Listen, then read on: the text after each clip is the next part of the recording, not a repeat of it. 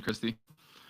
And yeah, so I'm here to talk about, I don't know, it seemed like the sort of elephant in the room is both in the crypto space for particular reasons that I too, but in the larger sort of state of the country, state of the world is, I'm not afraid to say, like, the rise of fascism.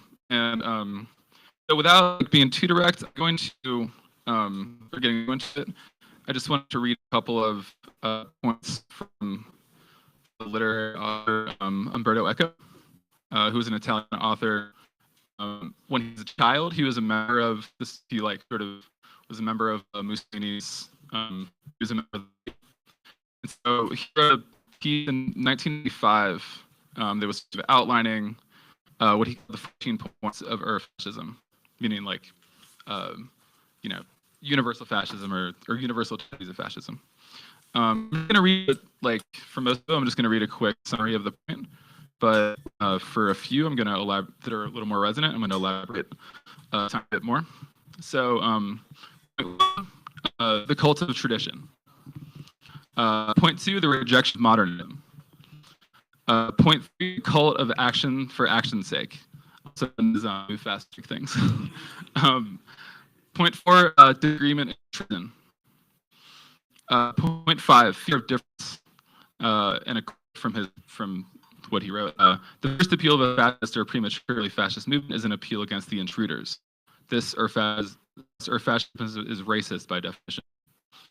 Point 6, appeal to social frustration. One of the most typical features of the historical fascism is the appeal to the frustrated middle class, a class suffering from an economic crisis or feelings of political humiliation and frightened by the pressure of lower social groups. Point 7, the obsession with plot.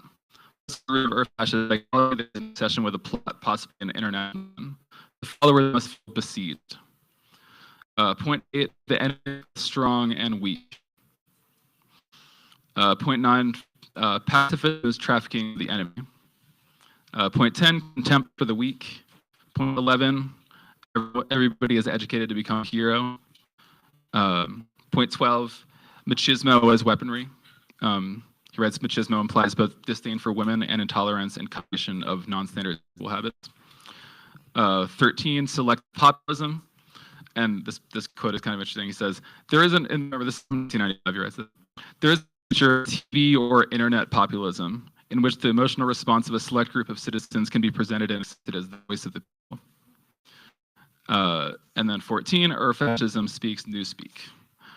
Quote, all Nazi or fascist school books made use of imposh vocabulary and elementary syntax in order to limit the instruments for complex and critical reasoning.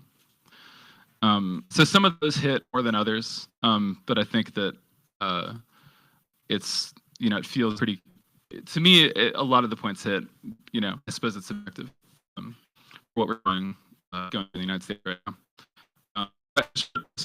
Open question to keep concise instead of go for it. We are dealing with a radically empowered executive branch that operates under nearly all the traditional methods of historical fascism.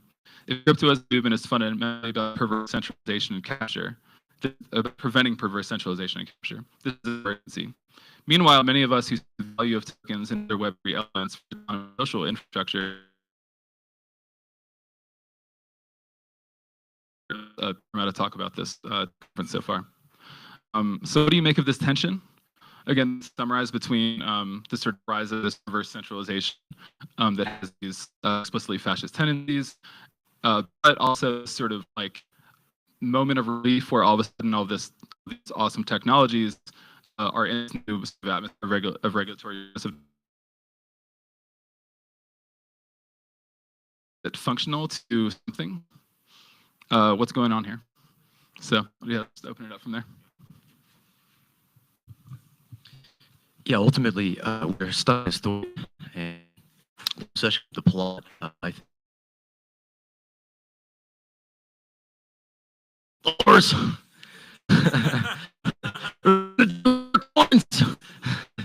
I think like we're talking about the story to drive it internally toward this thing that's perversely like underneath the surface, as the helpers and the weavers and the good people like Benjamin Life here are the power under supporting there is a story that is under everything.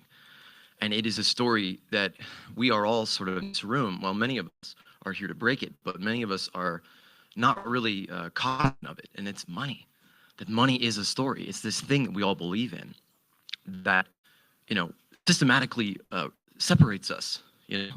And so it's like when all you have is a hammer, everything looks like a nail. And so this is a phenomenon that I think is rampant in crypto space, even in the regen space, that it's all tokens, tokens, tokens, tokens, tokens. We're trying to create money in this kind of abominable combination of axial age commodity, hard money, and soft money, which is virtual. And so we're just in this weird space, this time of monsters, like the little Gramsci curve of like the old world is dying and the new world struggles to be born, and we're in. Fiction is inherent. That, as some wise readers said, we aren't here building products, we're building economies.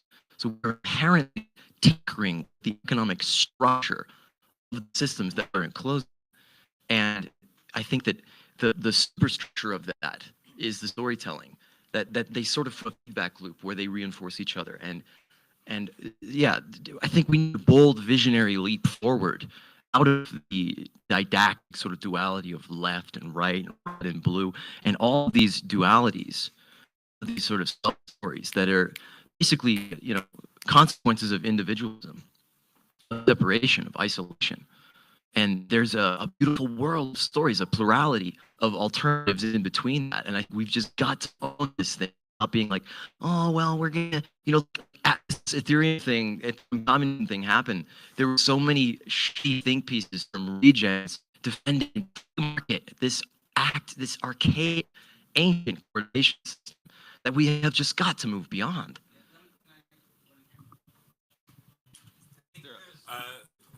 Jake, and then we'll go over to you. Yep, we're gonna hold the stack.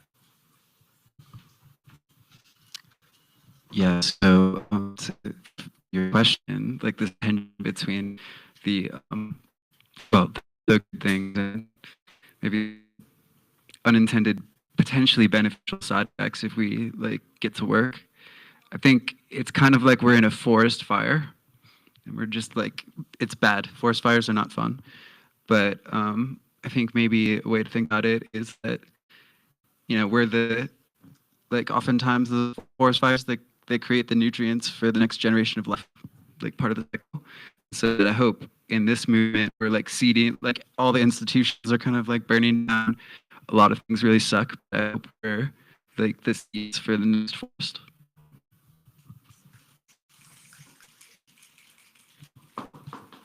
I think there's like, I definitely understand the rhetorical point of like, oh, we're talking about new shit. You know, this is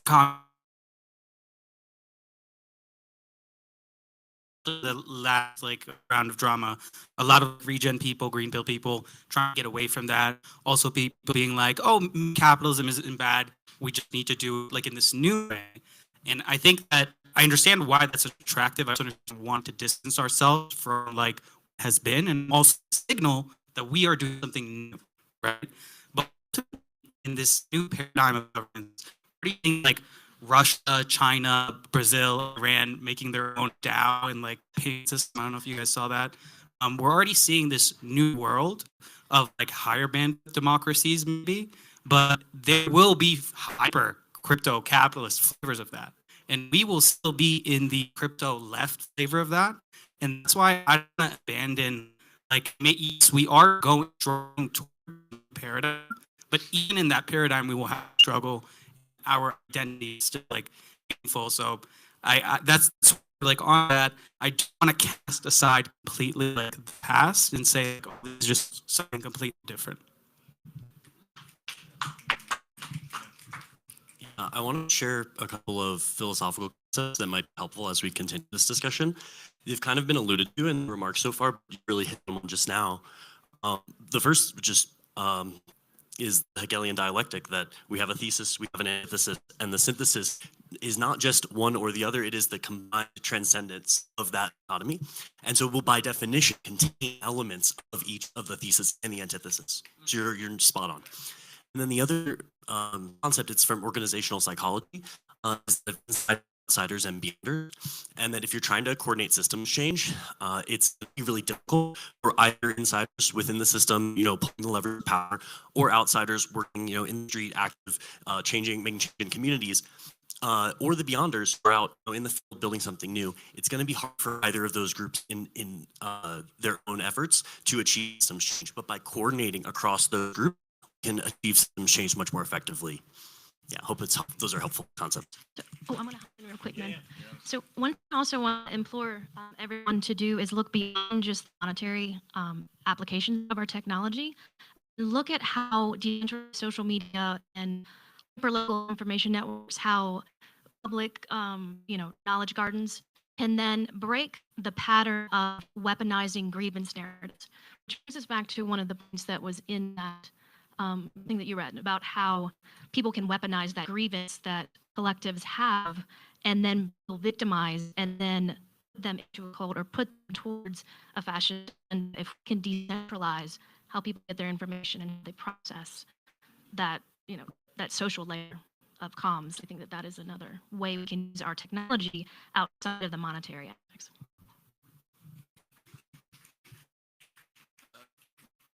I was going to jump in.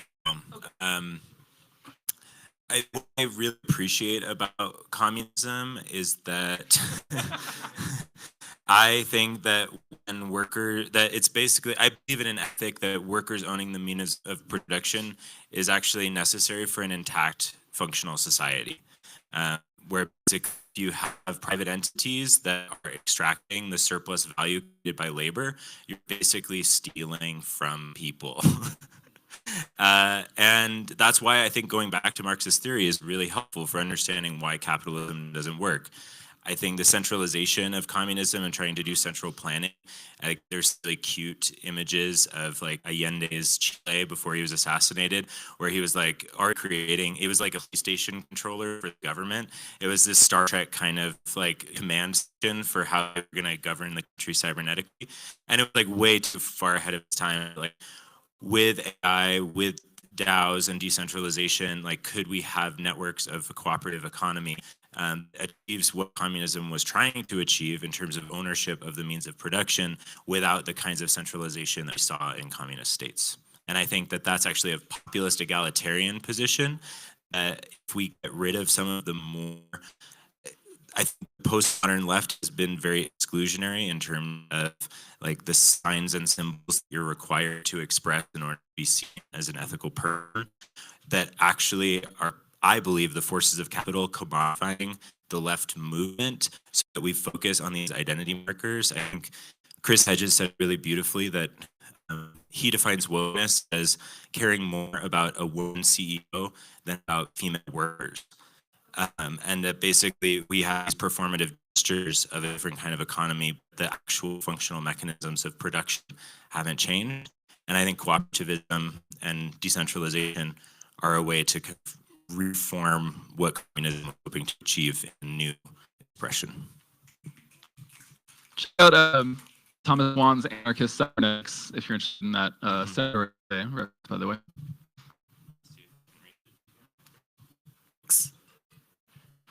Yeah, I wanted to connect to what you were saying, that kind of synthesis between communism and capitalism, and also the need for a new story. I think one thing that has really been interesting is the concept of the noosphere, which may sound familiar with collective justice, and I think it's really timely at this moment. Like, it basically looks like major evolutionary transitions. We start from single cells and multi-cells, turn to an organism. At each stage is like only 8 times happen, I think, in the history of the universe that we know.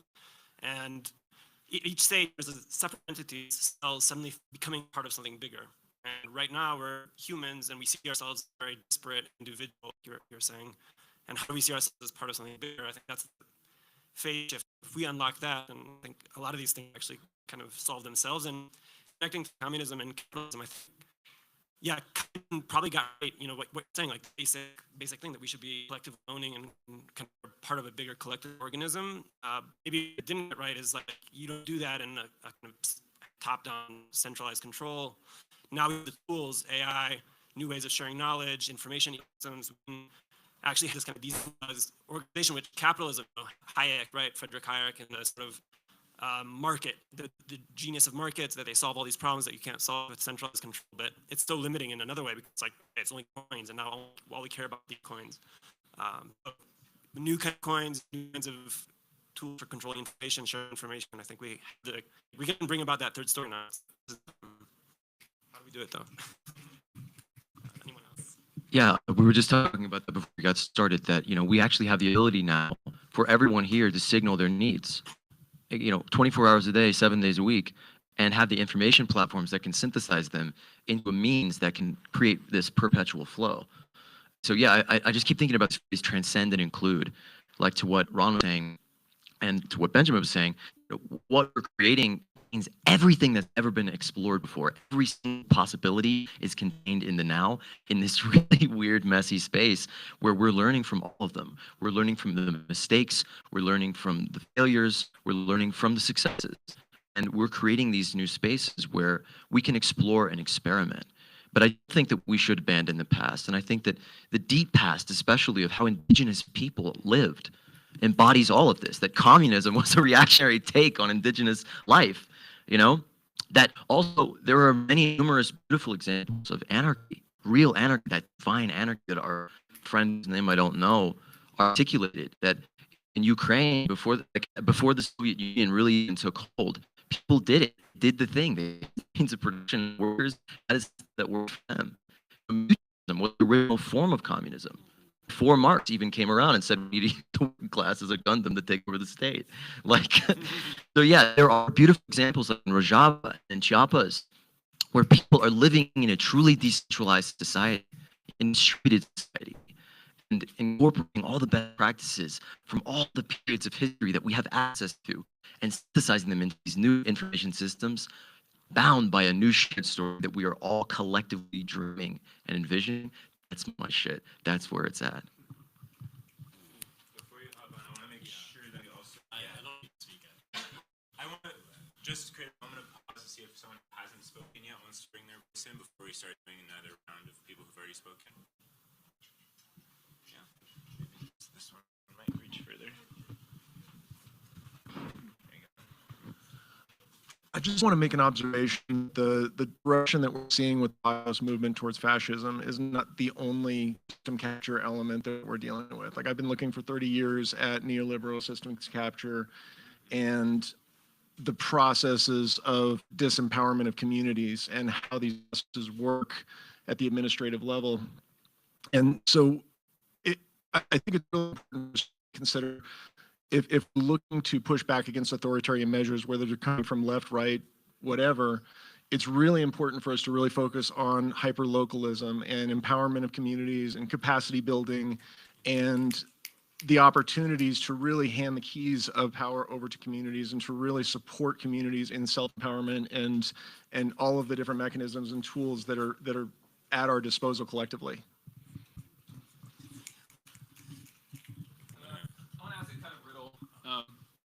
Do you have something? But Adina just Oh, was no, go for it. inspired Oh, to sorry. jump into someone who's grown up in a communist country. I was born in a communist country, so I felt maybe I should say something. How do I make it concise? Okay, so I was in Romania during communism. I experienced it in Germany. I've studied, by the way, Hegel. And there was like a lot of things that triggered my mind. Just join this conversation for a second. I think it's interesting because what happened in communism, of course, the reality versus vision. And the reality was actually technologically enabled upper class. And this is what we're seeing over and over again, right? As soon as you actually detach people from land, from religion, that they can survive, and you make them dependent on an invisible hand of a system that is now organizing your needs for life and your life support, that's when things just go wrong. And we've seen it here, of course, also the technical tools that have developed. And I think one of the things that is so important in this new era of digital tools that we're spearheading the Web3 is to always think of how to connect back to reality, our life support systems. And I think we've only seen now space since 2017, and everything was so virtual and so detached from life.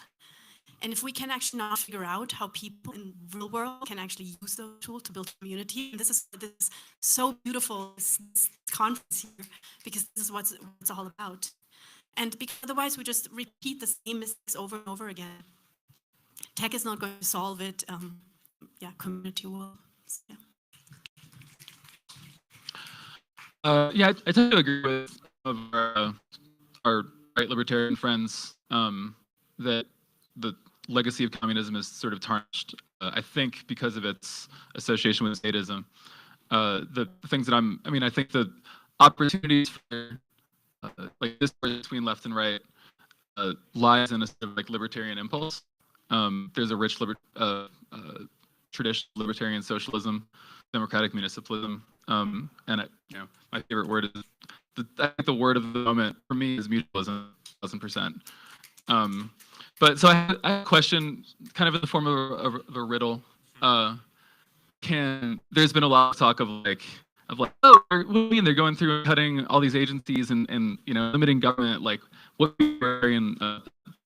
So the riddle is, can deregulate or is deregulation a statist action?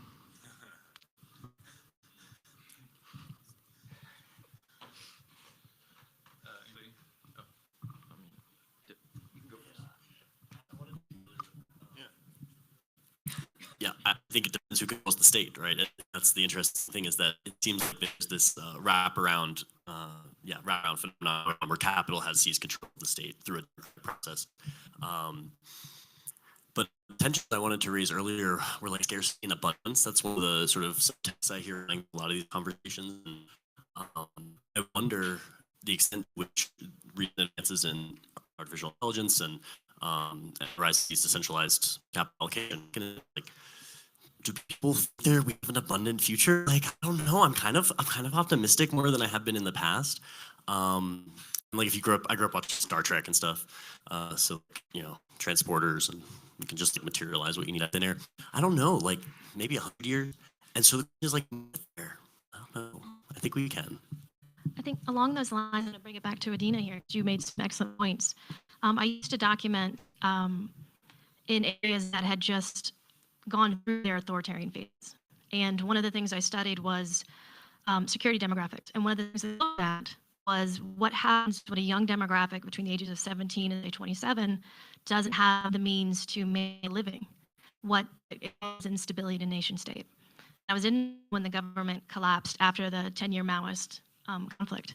And I got to see both sides of that result. And what I found in the Maoist countryside was all the community resources they needed that were provided by the soldiers and by the Maoists that allowed young people to have a future. And I feel like that is where our technology can interject instead of having to be a soldier or having to go into criminal activities like in some African countries as well. A lot of young people end up working in nefarious ways because it is the only option. But now that we have this technology that can AI and decentralization, crypto, whatever you want to call it, that can provide a mechanism for them to create their own means so they don't have to turn to something that is violent to survive.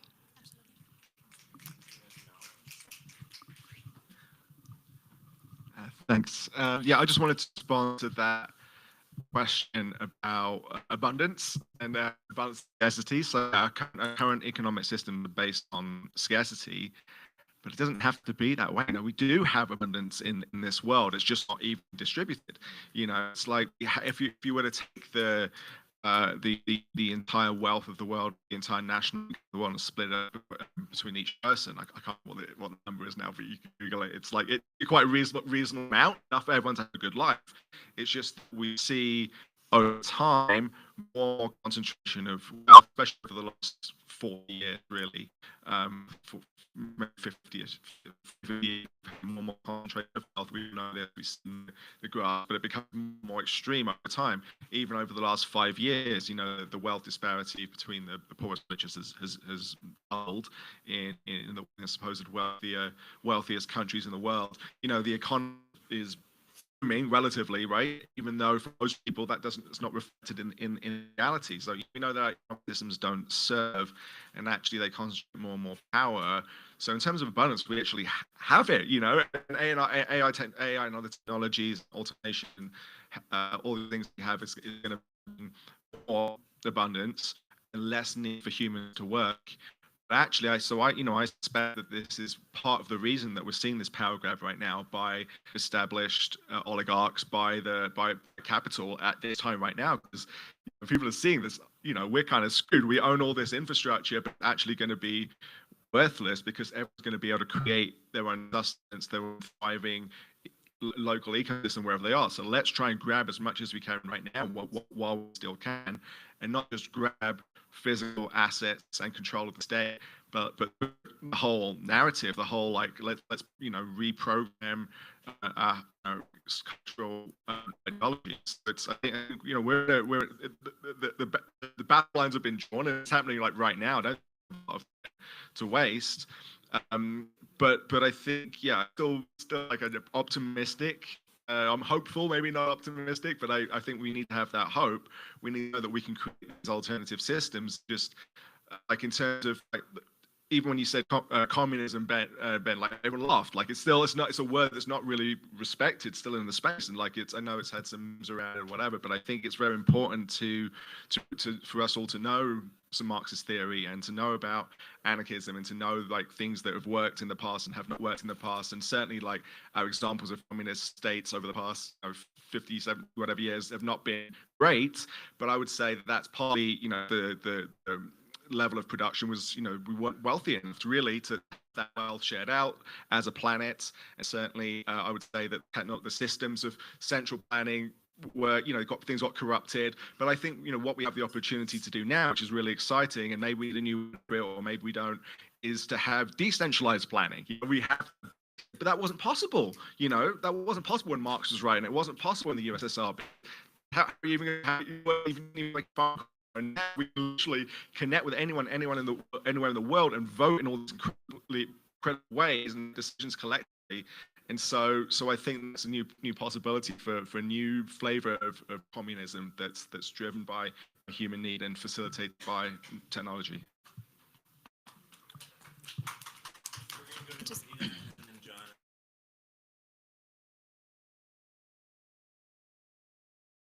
And often when I'm here, I hear a lot of concepts that have already existed for 150 years somewhere else.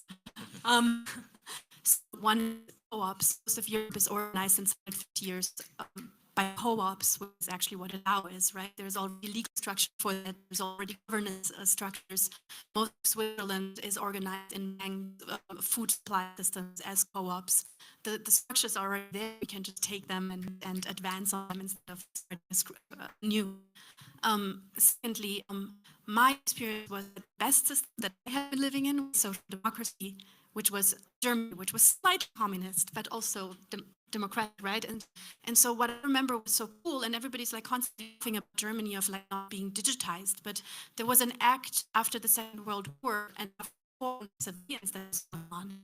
Learned one thing: the state cannot control, cannot have a transparent citizen. So every single state, state bureaucracy was separated from each other, and they can't share data with each other, which is why everything was made on paper, right? So you couldn't actually digitally share it.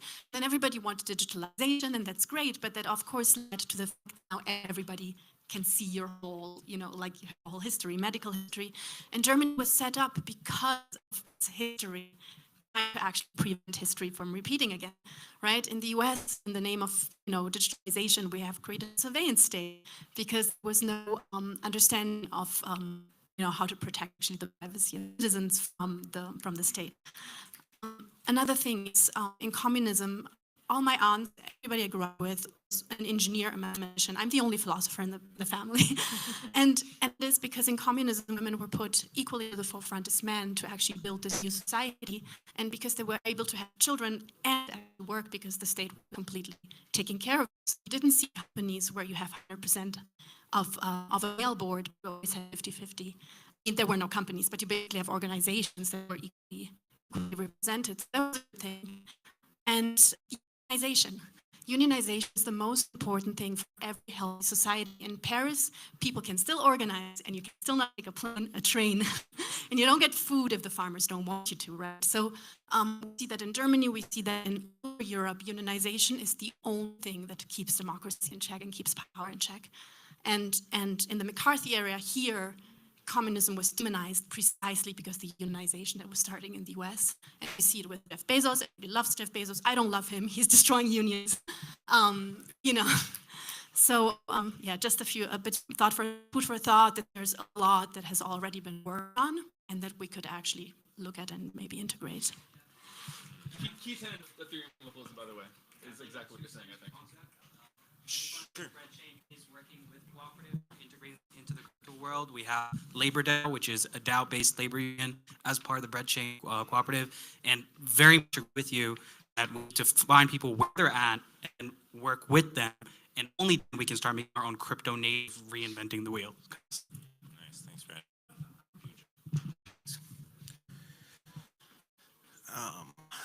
Let's see.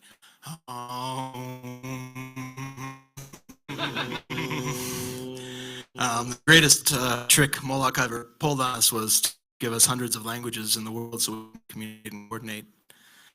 And then I think the second greatest trick was all the fear and scarcity that he implemented into societies so that we would stop using the one universal language that we have, which is our heart and our love. There's a language of our heart, a language of our love that connects us all as humanity. And Moloch has not been able to take that one away from us, other than to create fear inside of us that we can't share that with other human beings and truly connect at deep, meaningful levels. So that all of these isms or whatever we create can actually work, because it all comes back to like the self. It's like it's about selfism, but not an individualistic self, but to like really take care of ourselves and learn to access and share your humanity with other people. That's where the real work is, and that's how all of this stuff actually works. And without that, none of these isms, none of these structures, none of these technologies will ever work. And so we have to embody that in the work that we are doing, along with building the community and ourselves. I love you all. I appreciate you all. I'm so glad we're here. Thank you. That was beautiful. I had another point about the. Oh, I'm sorry. Go ahead. Yeah, just kind of building on that, I'd like to speak into the space commoning rather than communism. So rather than focusing on a configuration of the state, taking more of a grassroots bottom-up approach to orienting our own lives and to networks of mutualization of resources, taking time to care, to share, and to focus on relational interactions rather than transactional interactions. And I think looking at the Web3 space, you get almost like an interesting hybrid model of that, because I see blockchains as commoning, like commons public goods infrastructure. You know, like no one owns Ethereum. It's a decentralized open source technology that anyone can run and anyone can opt into. So it is a form of commoning. It's also offering transactional infrastructure. So it's like this nexus point of bringing these different worlds together. But yeah, I want to just that concept of common or communism. So there's 2 points I want to kind of try to synthesize together here. One off of love and off of putting this up into action, about going from ideology into methodology. How do we embed shit into what we're doing? Not in a theoretical sphere, but into our actual lives. And I just want to breathe into, you know, my own heart's palpitation, my own struggles with money that I have almost none to, you know, have a get me dinner last night, you know? And I think that's something where these ideas really hit the road, is when we start to actually realize we're all in this circle together, we're all equal in our own different way. And it's very unfair when we run things. It's very inefficient that some people have millions of dollars worth of stored potential, magical reality-changing energy that's just sitting in an account or in a fucking coin, rather than making it circulate perpetually, syntropically through the system, so that it is going in continual motion and gaining in real-world value every time it goes through. And so, to answer your question about deregulation, the gutting of the commons, or of the last vestige of the commons, which has been administered through the state, is extremely, incredibly planetary. It is an act of violence against all creation to claw back everything that workers have created. And workers did that. The state did not, of its own beneficence, give us healthcare. It never gave it us. But yeah, before that, how do we meet our needs? Unions were not just collective bargaining. Unions were the place where people came together and met their needs, where they educated each other, they shared resources. Welfare system wasn't state-run until that. It was done by communities, churches, villages. It was done by us. And so how we see today, and make it that we're all accelerationists now, like whether we like it or not, shit is getting gutted. And we have to create that infrastructure to enable the real people in this world and way beyond this room be able to share resources and create a mass, enormous, perpetually flowing syntropic spiral of increasing wealth through collaboration so that we can come together and realize number together bigger. Just to add a tiny little bit, and then we're going to go to Neil and then Shannon. One, just towards what you were saying, John, about the commoning in Ethereum. In some ways, we're like on the threshold between like protocol feudalism and true commoning. I think as a global network, it is possible for it to be a common. I don't think it's operating as one right now. And so that's an inquiry I want to just lob into the space, is how could Ethereum be more governed as a commons? And then second, just shouting out the Black Panther Party, which was such a threat to the state because it was providing that utility to the community outside of the traditional systems. And the free breakfast program in the state of California was actually a tactic of the state to claw back some of that power that they gained by providing that service. But I'm curious, like the more that provide services, like especially as these institutions and agencies are being funded, if we actually pick up the slack that's created by that as a tactic to gain political power, to actually provide that utility for communities as the state is collapsing. Hell yeah. On the stack. Was that? Yeah, if you want to jump in, you can. There's chairs. There's chairs. There's two. Yeah.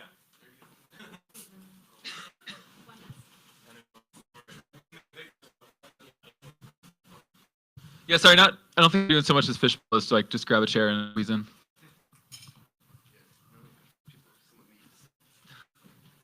You actually mentioned the Black Panther Party. I was thinking about that as well. Technology reflects our society, right? It's not the other way around. And I think we struggle with that a lot in Web3, where we think that technological solution will influence society. I think it actually is the other way around. And it always has been.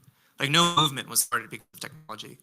Was people, and then use technology. And I think of like the freedom rides, right? The freedom rides use technology. It wasn't that I said bus is an opportunity for us to change society. Actually, no, we have to change society, and bus is a tool to use that. And I think in that case, if you take that framing, it approaches things differently, right?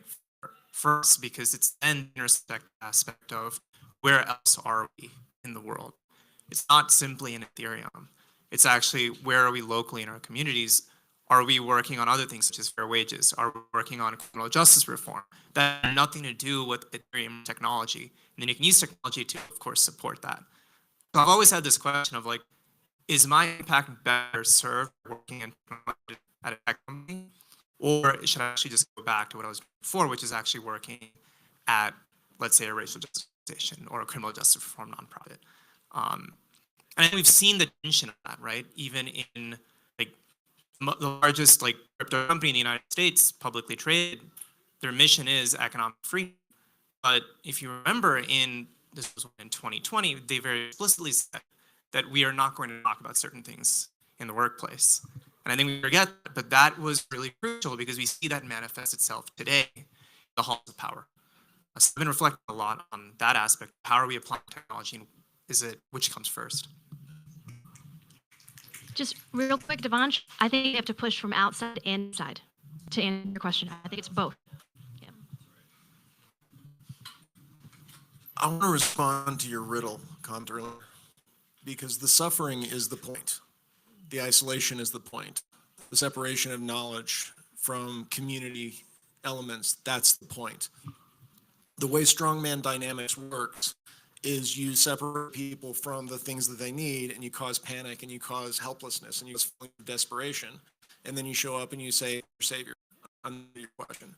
And so if you want to be able to counter that, I see both AI and blockchain as being absolutely amazing, possibly transformational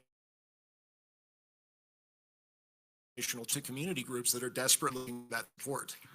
And it's a way for us to be able to act on a globalist level whilst really prioritizing localist effort by aligning with and collaborating with local groups that have spent decades in these communities building this capacity, building these resources, building these connections, and really being a lifeline to be able to supply these resources and to be able to supply capacity so that they can toe the line and be able to create the resilience at community level and the capacity at the community level where they can then do things that they need to do without top-down controls, without coordination, without any of the things that really feed into the methods of the machine.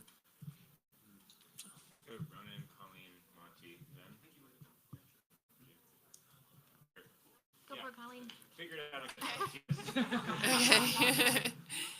I'll go here. I just wanted to give a couple of resources that are really helping me and my family and some of my friends right now. And one of them is doing a lot of reading, following Nathan Schneider, who was speaking yesterday.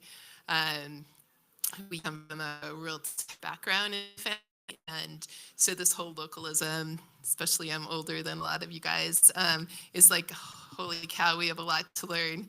And so on the way here, I was reading this book that Nathan recommended, which is Reflections, and it's from the priest who started the Mondragon cooperatives, and it was during a time, 1940s, during a real fascism time, and he talks a lot about cooperative being based on action and experience versus theory, and really evolving, like let's just act, let's just get out and start doing. And I think I tend to want, as John knows, like ABCDE and I'll go do it. Just show me the model. But I think as I get older and things are changing so much, I'm more like, let's just jump in and work together and put all of our brains together and cooperate, because that's the way it's going to work. And no one does it perfect.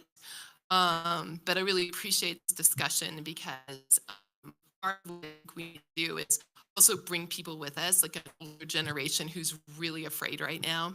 And I have a group called Sisterhood in Democracy, and they asked me to be the leader last time. I'm like, oh my God, it's 6 artists, 5 teachers, and me with a tech background. And they're very much pushing back, like, what can we do to push back against what's happening? And I just wanted to bring up the fact that another person I follow is John Alexander, and he wrote a book called Citizens, Why the Answer to Fixing Everything, All of Us. Really great book, and it goes back to the idea of changing narrative. And so many of us who grew up in my era see ourselves as consumers, right? After 9/11, we're supposed to go shopping. Because self-interest is what is good for the common interest. That never really made sense to me. I just have to say that. And so I was leading this group of 12 women, and I just wanted to suggest to them that maybe this is a good thing, and maybe this is a chance to see a different narrative. And they were like looking at me like I was really weird. But maybe instead of seeing ourselves as consumers, maybe we're citizens. We are people who, by nature, are caring, cooperative, and creative, and we need to start seeing ourselves that way. If we see ourselves as consumers, we just go doing our own thing and being interested. And I think what really inspires me about a lot of you guys is, I don't know, you look that Gene. Like, no way are we consumers. We are going straight to the citizen action, and it's so inspiring. So the other thing that worries me is there's a lot of people who want to take us back to being subjects, and especially women. You're subjects, you keep your head down, get what you're given, you do what we tell you, and God-given few at the top are going to decide what's best for all of us. And so I think there's these powers right now. So you guys are really helping me step into the citizen model, and just wanted to say thanks and offer those resources. Whew.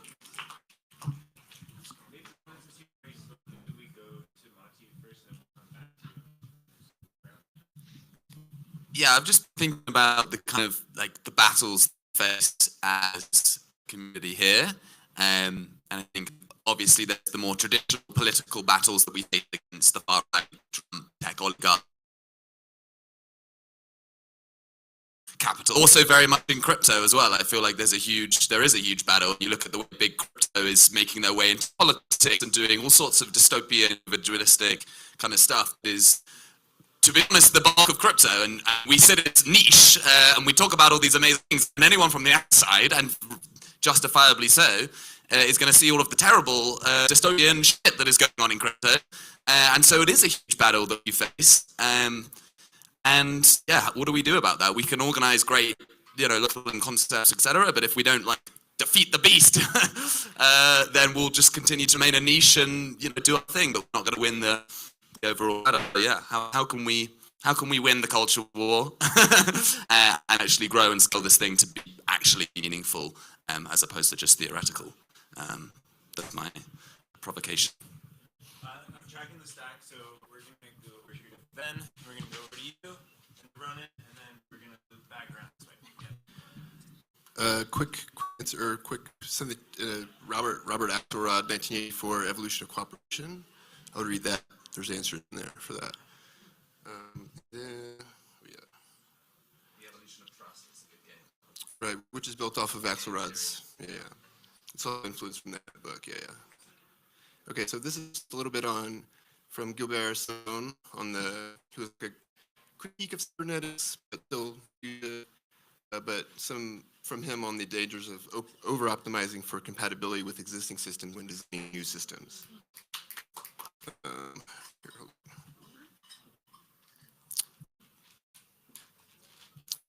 The technical object, in becoming integrated into a system, loses some of its individuality and becomes subjected to the constraints of the whole. A system once established tends to maintain itself and resist transformation, not through a lack of possibilities, but due to the inertia of the technical and social order that has been created. It is not enough for the technical object to adapt to an existing system. It must be capable of bringing forth new orders of existence. The technical lineage is often burdened with the weight of past systems, as each new object inherits the characteristics of those that precede it, and whence characteristics no longer serve a purpose. Last one. The essence of true innovation lies in the capacity of a system to transform itself, to induce a transductive process that creates a new mode of existence, rather than perpetuating the old.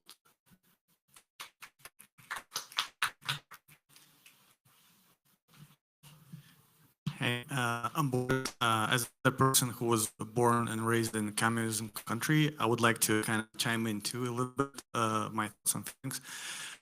Sometimes a lot of people, when I see they talk about communism or common goods or common values, they often mix up things because it just sounds common or sounds familiar, but actually there's a lot of things when we confuse forest for the trees, right? For example, there's a example like Soviet countries has a lot of women in power during time when other capitalist countries didn't have that much of women in power, but it doesn't mean that helped to find or fight misogyny, right? Or fight women oppression. No, actually, till today, women are not protected in communist countries. I still consider Russia as a communist country. Right? So women are not protected. They just been drawn into the system because there was a shortage of men, right? That's and a lot of people don't even know those explanations. Same goes for we live in a communist country and people love each other more, they share more. They share more because there's a behind the door. They have to move each other and share more things, right? So when I see those things, I think in the future we can still maybe try to implement the system. What I love about localism approach is like a good startup. You can start small, make it work for a village, look for a decade, maybe make it work for a county, then wait a little more. And I think the good way to approach and move forward is maybe not looking to pick a battle, create the war, or win the cultural war, or even open that conversation. Maybe localism is a much better way to approach it. Okay, you have an idea. You still want to make communism work. Try starting with the village. Pay attention, right? Respect the feelings of the people who are involved, right? Maybe be ready to abandon your hopes for like winning or open cultural wars, and maybe just doing like local changes, slow changes, and healthy, sustainable approach, like layering and layering those changes instead of just ramming them in. Because we see in the history of ramming the changes in never produced the outcomes we actually value over a long time. Amazing, thank you for that. We're in the last 10 minutes before lunch. So let's go around this way. And if everyone can be a little bit more succinct so we make sure we get everyone in the stack. Thanks. Yeah, I wanted to follow on that. I do feel, I mean, there is the tension between building things slow, like we understand there needs to be, there's this like slow growth to these processes, but also there's urgency because it does feel like we're kind of, there's people that want to enslave society almost, and they have most of the money and power. And yeah, I just feel, it feels to me like before the Civil War, like 1860s maybe, like there's this, you know, people that want slaves and people that don't want slaves, but there was like there was equal power on each side, and now there's, I don't know, it doesn't feel like, sometimes I wonder like how do we resist that? And if doing our local thing is enough, there needs to be more resistance. So just a question, I don't know. I'm gonna take this mic and pass it over here. Oh, same. Okay, great. Hold on to that. You're next.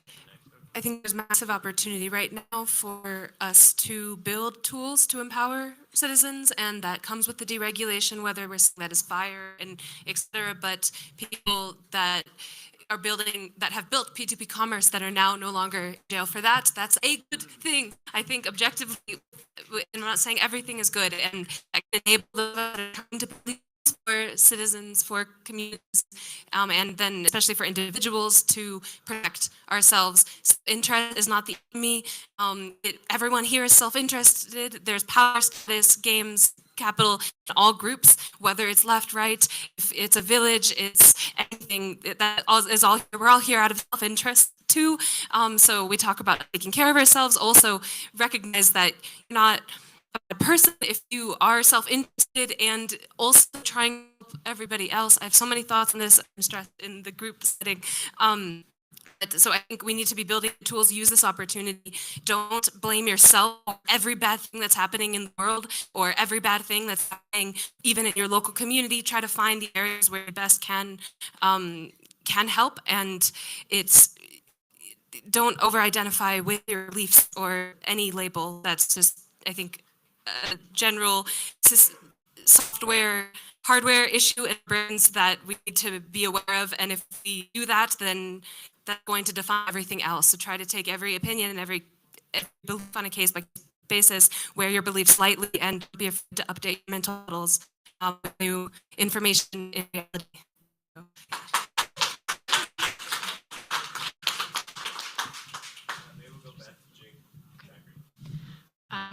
So I would say in this last election cycle, I was really heartbroken to see big blockchain depose isn't the right word, but Sherrod Brown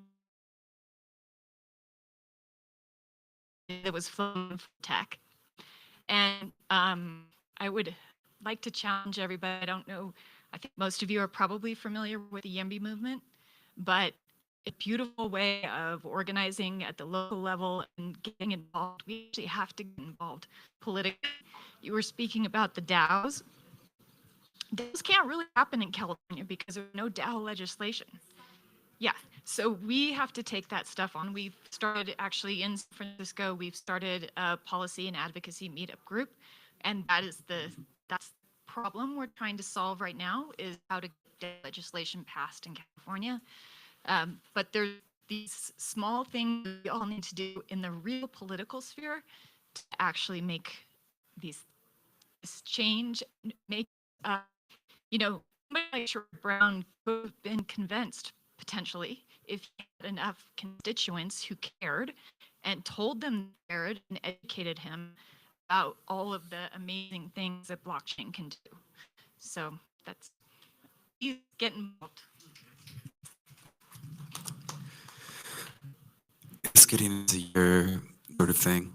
So if you want to talk about how we maybe make it so that people like Sherrod Brown think of blockchain as like a terrible bad thing, I'm doing a session in the first conference on mutualization protocols and collaboration monsters because we're about to introduce a whole new meta and we're gonna fucking win. Perfect setup. Yeah. We want to broadcast that through the whole space about how we actually come together and structurally become interdependent. No more Charles Eisenstein quotes until we're actually interinvested and in cooperating. Like until we are actually federating into an ecosystem as clear agreements where we are mapping out our projects and creating feedback loops between them, we are independent. We are not anything. What's we? What is we? Who is we? A bunch of people come together at cons and fucking feels good because we're having these conversations. We disperse back into being individual self-actualizing units. And that's why individual self needs are stressful. That's why, we have to focus on ourselves. My Localism friend was like, we're totally against this idea of like self-reliance because it's like childish. Like focus on helping other people. And if you have a good system and a trustful society, a system you can trust. It's not a trustless system. It's a system that we trust. You help other people and it comes back to you and you don't have to focus on yourself. You don't have to focus on your own needs. And so that's what I end, my own spiel into this space, my own, just talking about the need for storytelling. That storytelling is what I do. I'm a storyteller. I'm a filmmaker. I'm a yapper. I'm creating a company that's developing a new system to enable us to storytell in a different way on marketing and advertising. I think Web3 or whatever the fuck we're called, first of all, we need new words. Like crypto is broken, the left is broken, communism is broken. All these words have been charged and hijacked, fucked up. And so we need new words and we need new methodologies. We need a vision. We need a beautiful story that we're telling. There's like a marketing term where you're focusing too much on the product. And I think in our meta narrative, we're focusing too much on tech because this isn't about tech. It's about tech to get us, into relation to something that is real, something that is physical, something we are.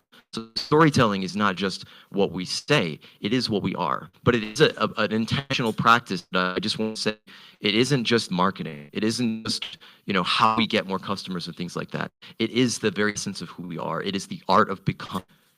And we can tell our story together. We have a story. Like this is such an exciting place to be. All of us are on amazing adventures. We travel the world. We meet up with each other in awesome snow-capped mountains and in Bali and in the Commons Hub in Austria and in Kenya. And we're on an adventure. All of us are on a great adventure. And that's a beautiful attractor that I just don't feel like is front and center because it's all this crunchy tech and all these words about shelling points and, hyperstitions and all this stuff is just like, that just makes people confused. The role of storytelling and sense-making, story as a sense-making practice is to end confusion, is to clarify, is to bring people into something that they understand and can be a part of. That's it. Just kind of bring us on home and then we're probably going to close this out because Colleen, you said something that resonated. So I just want to put this into collective conversation. I found a necklace months ago at a flea market. It has a great quote on it, and I don't know the attribution of the quote. But basically it is, fate said to the warrior, you cannot withstand the storm. And the warrior said to fate, I am the storm. And so I think all of us are call to action. You can be a category 5 hurricane, or you can be a sprinkle and nurture the earth. Like choose your storm and then move through it.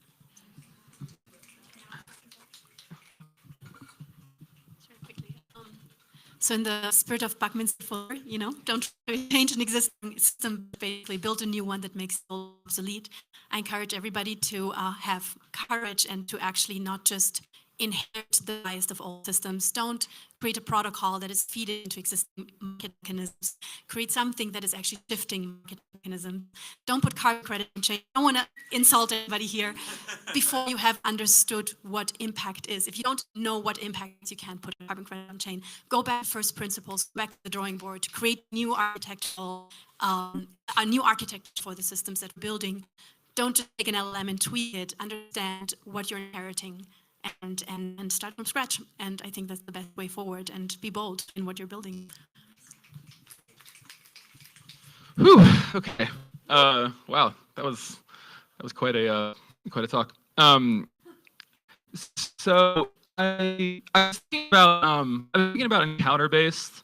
I've been thinking about, like, given that, you know, I had my own critiques or problems with legalistic or rights based for social progress, but now that the sort of rug has been pulled on all that, you know, whether you call it like mutualistic or cooperative based or commenting, it seems like grassroots encounter based method is kind of where we're at. And I came up because you said that. I think maybe the term is flea market socialism, but I don't know. I see you're gonna name an ideology today. That's it. Is that it? We'll have to think about it. Incidental, yeah. Cool. All right, let's eat lunch. Well, I just want to do a little summary of, it's like, we did something here. Like, this conversation matters because, like, that spiraling was actually us collectively exploring the possibility space together.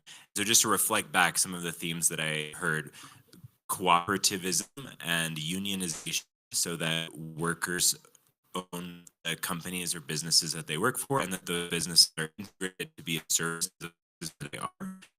I also heard the themes of non-coercion. I think especially people who grew up inside of communist countries dealing with the effect of a state that is actively coercing people, so that it needs to be opt-in.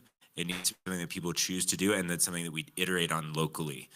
Not some macroeconomic plan that we enforce on people. And that big part of cosmo-local infrastructure, if we're going to create a kind of cosmo-local social political movement, is about how we connect flows of resources from the global level to the local level and retain the autonomy of local communities at the grassroots level. That's my summary of what we just did together. That wouldn't have been possible without everyone adding their voices in. I'm sure I missed some parts, but I just want to reflect back. That was an incredibly generative conversation. So thank you all for participating. I also want to just briefly shill my unconference tomorrow, which is open and mutualism, which is kind of the premise that that, like, mutualism between humans sort of can't work unless we're sort of exercising empathic muscles and thinking about, like, the greater human world as well. So I want to say that, yeah, really want to, like, really get people into something. I would love to have sessions where we're really discussing the primitives of cooperation, federation, collaboration, monsters, things, and then at the end of this whole session, literally get a giant piece of paper out and map out, or a board or whatever tech enabled we have, and map out our system, what ecosystem of all these projects here, how do they fit together, what are the flows and the mechanisms like commitment pooling and new currencies and other networks that can actually interconnect them in a structural pattern where we can actually function as an autonomous collective. Woo. All right, that's our goal. One of many goals. Enjoy lunch. We'll see you back here. I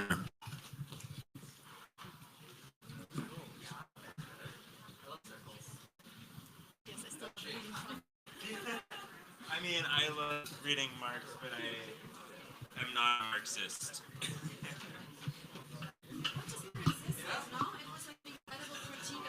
Exactly.